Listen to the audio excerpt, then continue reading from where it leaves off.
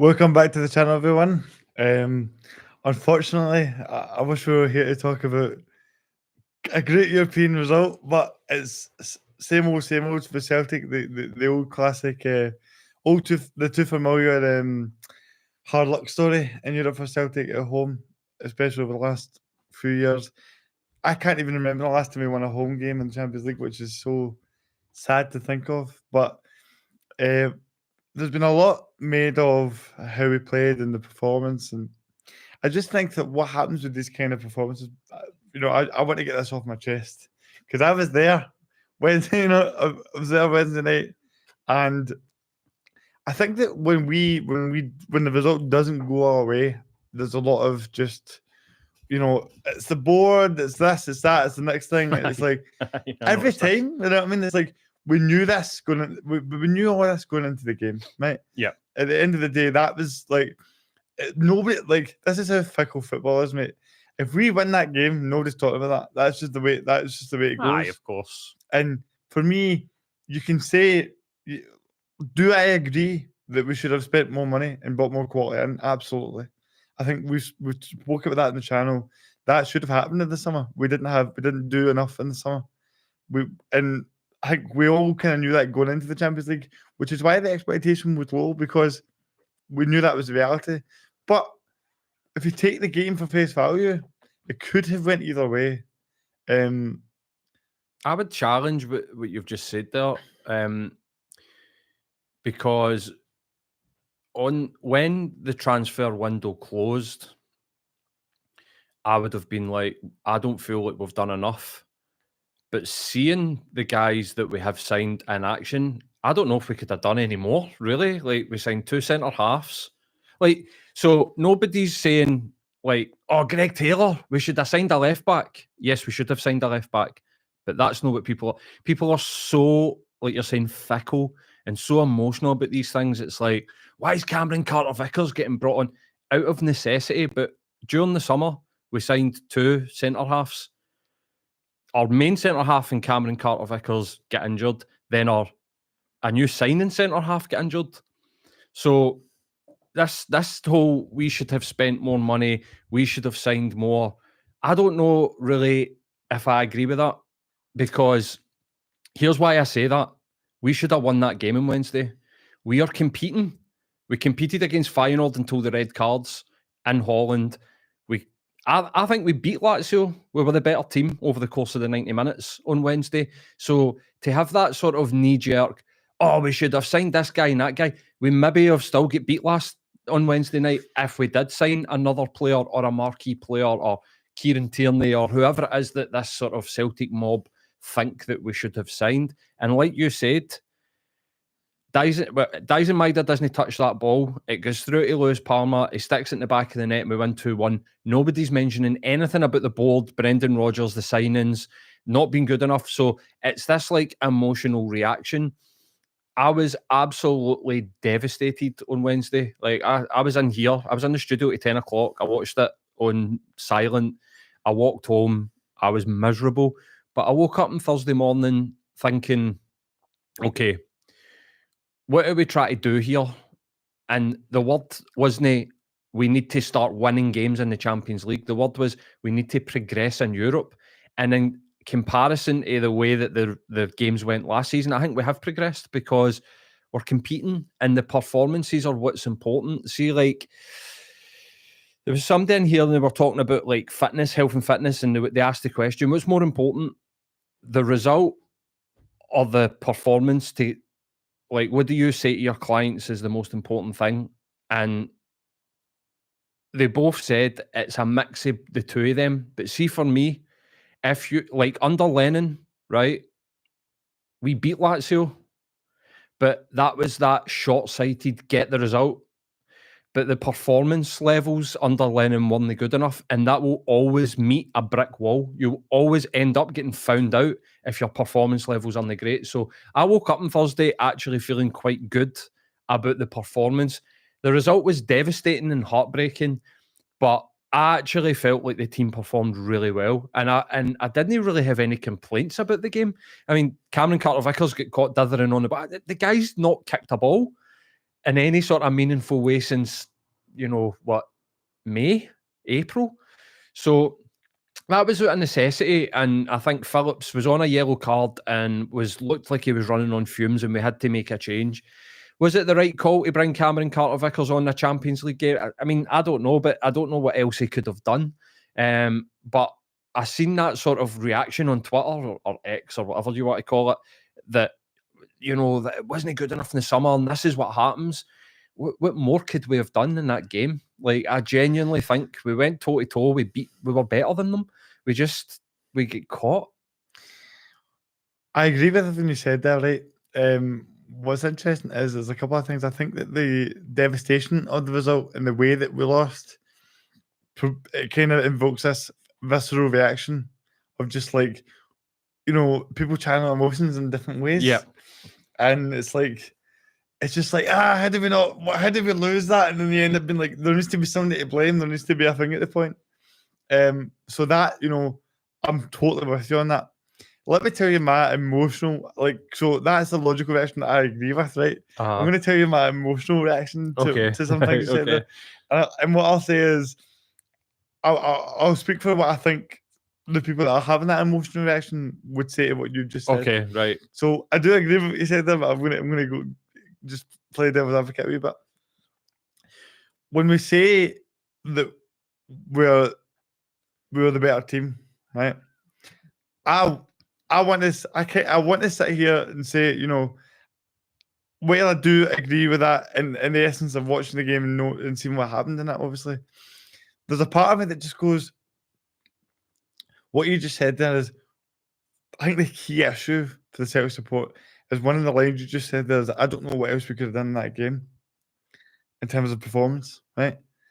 And I agree, but I think that's the issue, is the fact that we couldn't have done much better and we still lost. Like, the problem is, right, it's hard for me to sit here, like my emotional reaction to it is that when people are saying that we played better, it's hard for me to agree with it, because we played as good as we possibly could have and we still lost.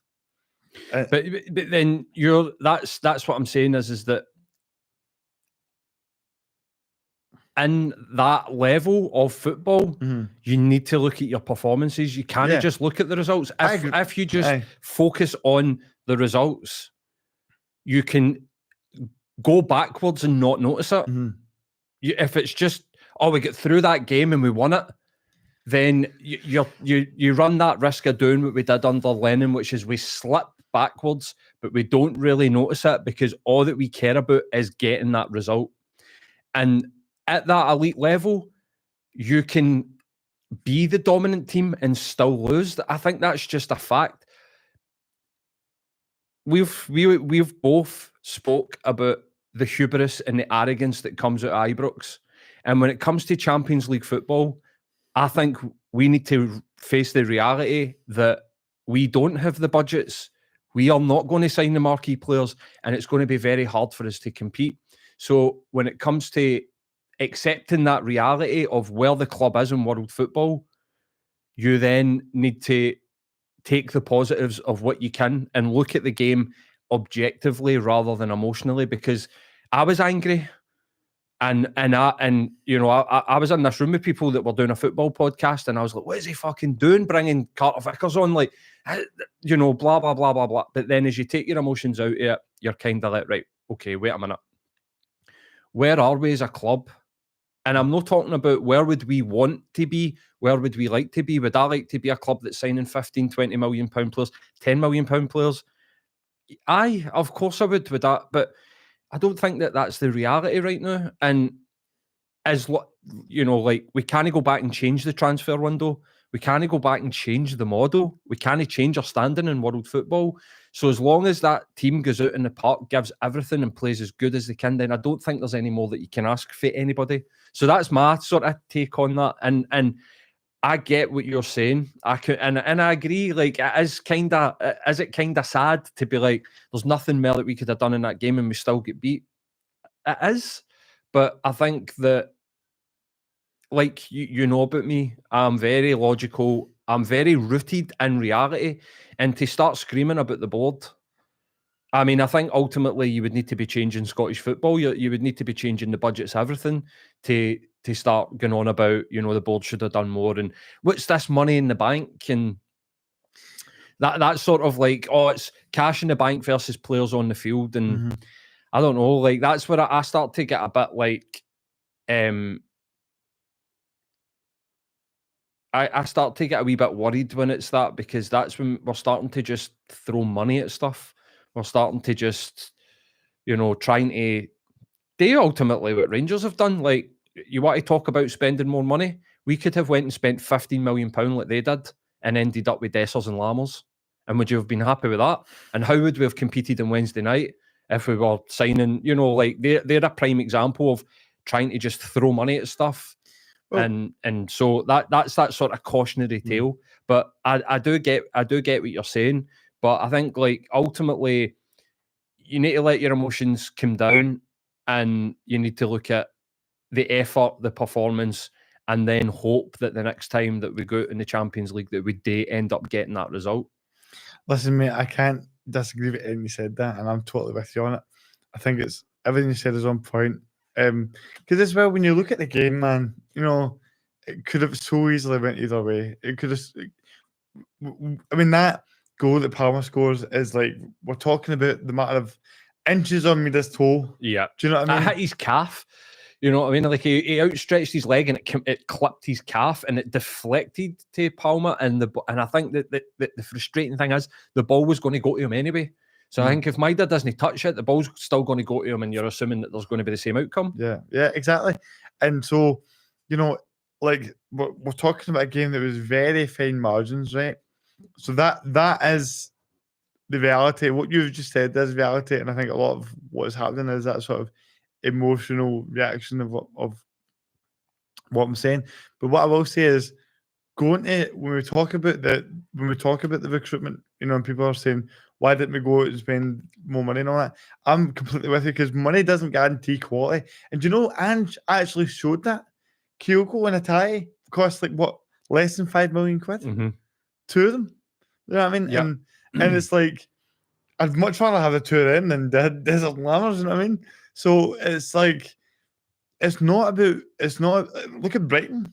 It's not about money. Yep. It's about the scouting network. It's like that's what it's about. And that's why we've got the quality that we've got. Matt O'Reilly, Hatate, Kyogo, even Carter Vickers to an extent. None of them were obvious buys. You know what I mean? Jota. Yeah, exactly. Jota. Nobody knew who Jota was before he came here. Aye, exactly. He was in Benfica reserves. Came in loan. So it's that's where I sort of get a bit like to push back on that money spent idea. I think, like, I took some real positives. Like, I think we should look at the positives for Wednesday night. See, before we do that, I do want to mention something, right? Because when we talk about the recruitment, if we're going to be objective about it, there was a couple of things that really, I think these are the three main issues, right, that are really getting to people when it comes to this. Yeah. When we're talking about spending money, what they're really talking about is, we sold Jota, right? That's one of the big issues here. I think if we don't, like, selling Jota for £25 million wasn't part of the plan this summer. Yeah. Right? I don't think selling Carol Starfelt was part of the plan either. Yeah. If you look at, like, Brendan Rodgers' press conferences, and he was talking about, we lost 2 first-team starters, and I told the board no more. We can't lose any more first-team players. I think he was saying that in reference to Matt O'Reilly signing a new contract. I think there was interest around O'Reilly. So I don't think that was in the game plan at, like, losing the 2 starters. I think we were hoping to retain our starting 11. Yeah, that exactly. And so I think that, especially when it comes to Jota, he was someone that when you look at our team, the creativity all goes through Jota and Hatate. So losing him was noticeable last night. It was noticeable last night. And then I think that's where they go, selling something for £25 million. You kind of hope that they can get something similar to that quality. But I think you can't say they haven't tried to do that with Palmer and Young, as much as they're not at the level. Jota was a gamble that paid off, and that's what our signings are. They're gambles that we hope pay off, really. Because when you look at the idea of going out and spending this money, it didn't work for Rangers, and it's not sustainable. When you look at the years and years of success and trebles we've had, it's because of having money in the bank, of being stable, a stable club that can afford to keep turning over. Whereas Rangers have been given big money contracts to guys like Golson and Tavernier, and they've not got anything for it. Do you know what I mean? So it's like, one trophy, one or two trophies. So it's a case of like, yes, we want to push on success in Europe, but like you're in a fine line there with Celtic are a big club, but Scotland aren't getting. We're not getting lots of money and coverage for the league that we're in. Yeah. Right. So we need to rely on being that big name, but we're not getting lots of money and coverage for the league that we're in. Yeah. Right. So we need to rely on being that big name, but in order to be successful long term, we need to be astute. We need to keep working on that, and it's frustrating. It's frustrating because you want results ultimately. Well, ultimately your ego wants to go out on a Wednesday night, hear the Champions League music, and be like winning at Celtic Park, exactly. At least, which I don't think is a tall order. I don't even think it's a tall order for this current squad that we have. I think that we're more than capable of doing it, and that's why I took so many positives away for Wednesday, was because we were literally a fine margin away from winning that game. Now, it's heartbreaking the manner that it happened, a 96-minute, loser. But how many times have we been... I mean, we did it to them twice in 2019. So it's these fine margins. Yeah, and it happens to... And again, when I talk about like the sort of hubris and the arrogance, it happens to better teams than us on that stage. Yeah. So we're not immune to that. Man United, Galatasaray. And this is where I push back. If we spent 20 million quid, say we spent that 25 million pound that Jota brung in, the Sarah Jota brung in, and then we get beaten Wednesday, what would it have been then? Who would have been to blame then? It would have still been, there's no pleasing people. Exactly. You're spot on, because honestly, like Man United spent 200 million or something like exactly. that, and they're losing at home with Galatasaray. Exactly. So there's a bunch of and I'm going to fire through the other two things. So one thing is Jota. The other two are all throughout the summer. Everybody was saying we need a left back and goalkeeper. We need a left back and goalkeeper. Yeah. Right. And see Wednesday, it was so obvious, mate. It was so obvious that corner, I'm sorry, but Joe Hart needs to be coming out for that. Yeah. When you're looking at this corner, they're all packing in the 6-yard box, man. They're only going to put it in the 6-yard box. You need to be coming out and claiming that. Yeah, he needs to command. He needs to, like, if we're going to, like, we'll go on to the positives in a wee second then. I'm sorry, but it was just right. No, like, absolutely. Like, I mean, I think that I wouldn't say it's lucky, but we're forgetting how good a player Greg Taylor is. He got off to a shaky start under Rodgers with the change, but I think for the fullbacks, it's been a wholesale change. Yeah. Complete change to the game plan. So Greg Taylor's actually stepped up to the plate, and he started to put in performances. And, I thought he had another good game on Wednesday night. But that set piece, again, let's remind ourselves, Liam Scales, the guy had a good game on Wednesday. I think for a guy who's at his level, just come back off loan for Aberdeen, and for the experience that guy's got, I thought he did exceptionally well. There's something that I want to talk about in his game that I felt was missing on Wednesday night. But him and Davis, I mean, Davis hasn't kicked a ball in like a year. So again, we're talking about the starting centre halves, and then Phillips. Phillips. I don't know where I get Davis for there.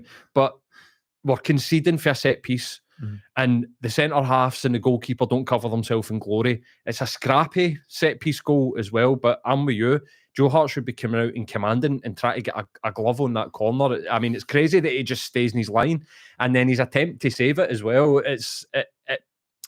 We need a new goalkeeper. Like, going to sign a new goalkeeper. Like, that's what it's criminal though, mate. It's not about splashing cash and all that, but everybody could see that for this level we need a goalkeeper, and for as good as Greg Taylor is, we do need to cover there. Absolutely. And I think to not go out and buy the two positions that were clearly needed I think is negligence for the part of the board in that sense. If you're going to look at it objectively, because there's a goal that it's not about that's not about Lazio's quality. That's about our weakness. You know what I mean?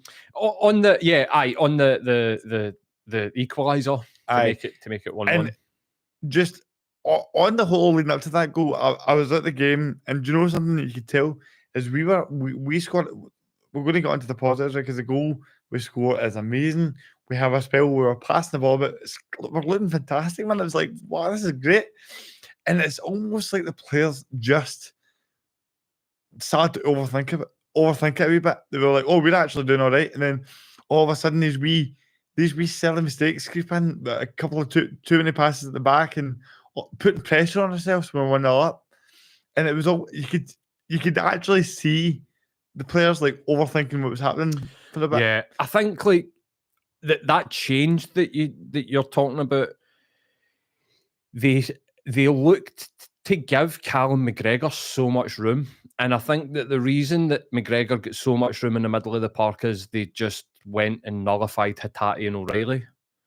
And I think I mean, I'm going to give Lazio their credit here. I think they did well in the middle of the park. I think they realised that all of the play goes through either Hatate and O'Reilly, like they're the playmakers. And so, you know, somewhere around about coming up to half time or whatever, it looked like Callum McGregor had, you know, like 5-6 yards run about him, and we were hitting him with that ball. He's back to the opposition goal, but he just couldn't quite link up with, you know, like you're saying in the first half. They were linking up with the fullbacks, and then the ball was coming into O'Reilly or Hatate in that sort of like number 10 position, and that sort of like hole, the sort of pocket in front of the back four. But somewhere along the lines, Lazio just shut that down. And I think that in the second half, there were points where I think we looked like we lacked ideas, and like you're saying, started to overthink, and then ended up with the ball just kind of about the back. There was a few times I was want to talk about Liam Scales where I felt like he could have made a forward pass and he decided to play it safe and go sideways or go back the way.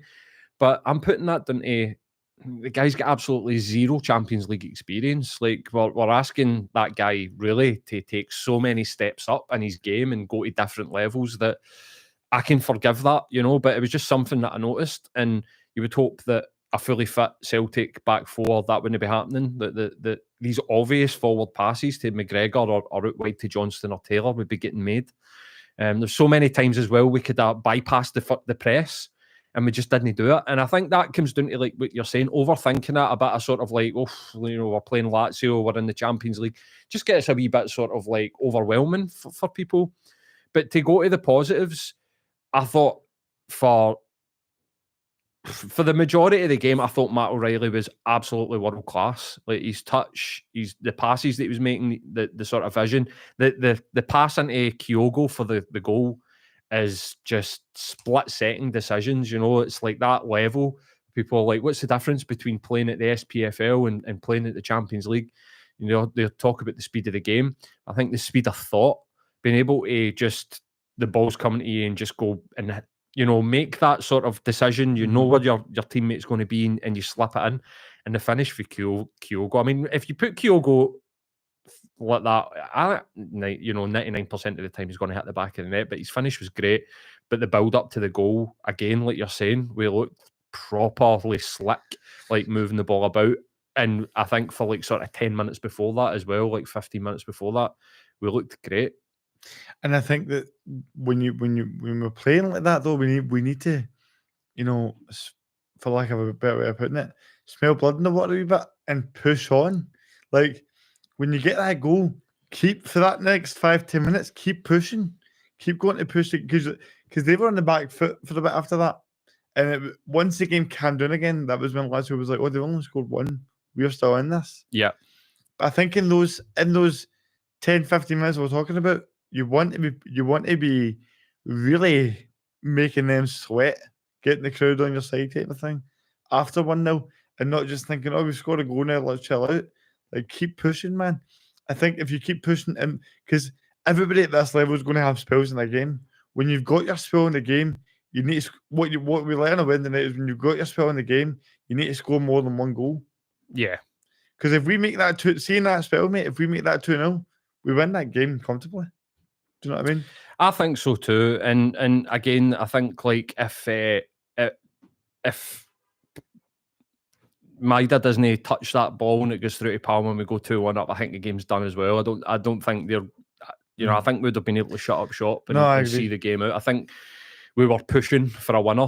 Like, and I think Cal McGregor said it in his post-match interview, after the sort of 70-minute mark, there was only one team. It only looked like one team was going to win it, and it was Celtic. But how many times do you see that happening where the team's pushing, and you leave yourself vulnerable at the back? And I think that's what we did, And at that level, that can. But like you said at the start of this, like at that level, that can happen. Do you know what I mean? Like it can happen to anyone. It happened to mine at home at Galatasaray. Do you know what I mean? There's a bunch of results that go on where you're like Newcastle having in PSG and things like that. Do you know what I mean? Like I know, obviously, like, but when you look at it's not like Newcastle have won it and bought loads of world class players. They've got Dan Burns going against PSG. Do you know what I mean? It's like, exactly. These kind of things, like at that level, the margins are fine, and I think that honestly, taking the emotions out of it, there was a lot of positives to take. We did really well. That Palmer goal was one of the best feelings I've had in my life, and honestly, I want to just sarcastically say the VAR is killing football, mate. I hate that. I hate that so much. It was like, honestly, like I was going off on nut, and then see when they were looking at it for ages, I was like, there's something else going on here. Aye. Man. And it was so agonizing because we go 1-0 up, conceding a goal from a corner when we're on top. It's just it's brutal. Because you want to get beat by a moment of class, and that just wasn't that. It was just like a scrappy goal. But where else are you going to see in Champions League somebody scoring for the 6-yard box? It doesn't happen. Yeah. But then we kept, to be fair to them, they didn't let it get to them too much. They kept playing. We controlled the majority of the second half. There was only one team going to win it, and it was just like one of those things that happen in football sometimes, and you need to be able to acknowledge the fact that happens everywhere. It can happen. That's exactly it, and we can't always be the team that scores the last minute winners. Like this is why football's such an exciting game. I think this is partly why I love football, is because these things can happen like that, and if they can happen, they will happen. Exactly. So you need to take the rough with the smooth, and I think like I was happy to see that the team get applauded off the park at Celtic Park. I think there's to then come out and be like, here's what we should have done in the summer, and here's why this is wrong, and this is everything that's wrong with this club, is just Celtic Dapater, and just like forget that, ignore that, and just focus on how do we improve? What do we need? Can we get 4 points against Atletico? Can we make Celtic a fortress again? Can we make teams scared about coming to Celtic Park on Champions League nights again? I think that's what we really need to focus on. And I want to give, because we'll need to move on because we're running out of time. But I want to give a shout out to Yang. I thought that there was a couple of times, especially near the start of the game, where he get the ball out and maybe let the ball roll out, or he misplaced a pass. But I can see a real good player in there, a really good player in there. And I love the way he can take people on. I think we need that in the Celtic team. Like, it's kind of like what you were saying about Jota last season when Jota was at the team, or when he was injured, or we missed that. Somebody that can go and take somebody on. When Abada's not on the team, we missed that. And I think Yang looks like he's got that in his locker. I think it's the wee things. It's, again, like the speed of thought, how the reaction times. And I think stuff like that will come for Yang. He could really turn it to be a great player. And I totally agree with you, mate. I think a lot of the comments on him are harsh because he's new to this level, like we say. He needs time to develop. But in terms of, there's been a lot of discourse about Hattai's performance. In terms of people saying, "Oh, he looks like he just gets too tired, man." Like, I don't know if I'm just seeing things, but it just seems like he just isn't quite whatever. There's something up with the guy's fitness when it comes to that level. Mm-hmm. He just seems to gas out far too soon, because there's obviously a really talented player in there, but I just wonder You know, I think some of the comments about him are harsh. Right? Obviously, Lads were a good team. They man-marked him well. They had a good game plan. Do you know what I mean? They got a really experienced coach and a good team that were able to see what we were trying to do, and they marked him at the game. Yeah. You're totally right on that. But at the same time, if he wants to be that player that goes to that next level, we said this in the podcast beforehand, was previewing it, was that you need a big game for a guy like Atai, and he didn't deliver that. I don't think he turned up, and I'm with you. I think that there's something with his fitness. He's coming back for a sort of medium to long-term injury, and you know, he get punched in the face, and to add into the fact that he get kicked in the face at the weekend, and it looked like it's really like affected his eye. There was like bloodshot in his eye. So and then he took it. So I think Hatate, and I think Hatate does look a bit moody. You know, you get players where it doesn't go their way for the first 10, 15 minutes. Samaras was one of them. Doesn't, you know, you can sort of tell what type of game that guy's going to have depending on like the sort of first 10, 15 minutes, so he's not turning up today. I think Hatate's a bit like that. I think he goes into his shell a wee bit, goes a wee bit sort of moody when it's not going his way. But I think Lazio did really well. But also, like we said in the build-up, we need these players like Hatate, Kyogo, you know, when he's fit, Carter Vickers, Joe Hart, like these senior players, Callum McGregor, need to turn up on these big nights, help support the less senior players or the newer players that are coming into the team.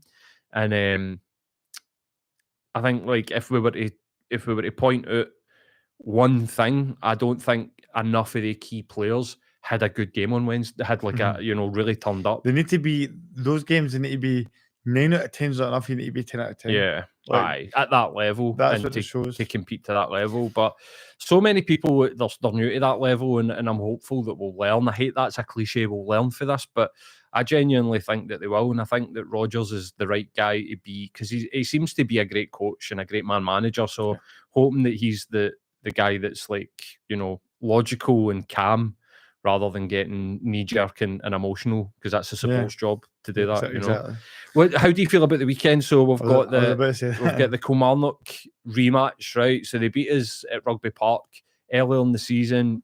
We were a wee bit, you know, like we were a wee bit sort of threadbare with injuries, and you know, Rodgers' first real challenge of the season, and we didn't make good at it. So I'm personally hoping for a reaction, not just for Wednesday, but for the previous game at Rugby Park. I think it's the perfect team for us to play in terms of wanting to right that wrong against them and having that motivation. But also, I'm expecting Celtic to come out with a bit of fire at the weekend in terms of that result. I would imagine that there was a lot of motivational, positive things said in the dressing room after the game on Wednesday night from Callum McGregor and the manager. And I expect the Celtic players to come out and want to really just play at the top of their game and send a message. You know what I mean? That's kind of what I'm looking for. You look for that reaction. I think we'll go out and have them 1-3-0. That's kind of the way. Is that your prediction? Yeah, I think we'll 1-3-0. Yeah. And I think it will be comfortable, because I'm hoping that Celtic, like I say, I hope Celtic come out with that fire to you know, let whatever frustration they're carrying for Wednesday night, go out and show that and play your best. Yeah, aye. I mean, I hope that we have a good game, we have a comfortable game, and if we win 3-0, perfect. And I'm with you. That's what I think will happen.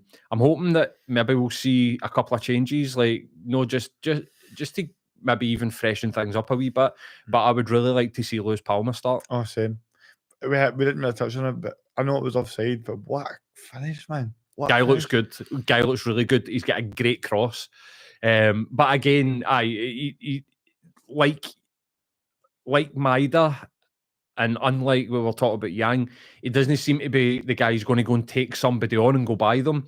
He seems to need to find the space, but he does that really well. Yeah. I like watching him because he drifts off the shoulder of the guy that's sort of marking him, gets that sort of half yard of space, and if you give the ball on his left foot, his cross is magnificent. But as we've seen at Motherwell at the weekend, he can shift it onto his right, and you know, like, he scored. You know, and what I like about him is he seems to have really good composure, because it wasn't just about the finish. The way that he controls it, comes to the side, takes his time, and then smashes in the bottom corner. Yeah, it wasn't like an instinctive finish. He thought about that, and that's the sign of a real quality player. So there's a bunch of positives positive things to go on. I do want to give a shout out to Ryan Downey, because I think it's been another one of those things where we lose a game and it's like, sit at the board and why have we got this singer doing this and that, all this pish, man. And it's like, I get what people are saying, but I just think that she's been a bit of a victim of the result in that sense. Aye, of course. I've not seen any of that, but wow. And I just want to say that she's been a guest in this podcast. She's a lovely lassie and a great singer, and I thought she was great on Wednesday. Like I thought she performed really well, and I think that the kind of discourse of like saying we need to get back to the old ways of building the atmosphere ourselves and all that, it's just like, stop. You're laying into a lassie that does not deserve it because we lost a game of football. Because we lost a game of football, again, it's one of those things where if we win the game, nobody's talking about it. Aye, exactly. That's just nonsense. That's nonsense for me. Like, there's been so much of it, man, and I'm just like, come on, guys. She's a Celtic fan. It was probably a dream for her to do that. We don't need to be laying into her. Aye, you know what I mean? We don't need to be taking our emotional reactions on football results out on human beings that are there that support the club and are doing something that's like a dream come true for them. And see, having met her, honestly, she's genuinely such a nice person. Yeah. So I just wanted to kind of mention that. Nice one. Will we wrap up? Aye, and anyone, if you want more content, we have a podcast dropping today for World Cerebral Palsy Day. It'll be out any minute now. I put it out to come out at 12, so it'll be coming out very shortly, and it's about 15 minutes of me talking about what it's been like for me with cerebral palsy on World Cerebral Palsy Day. So please go and check that out. Give it a share. I want people to see that, and I appreciate anyone watching. More football and podcasts coming your way next week. Thank you for watching.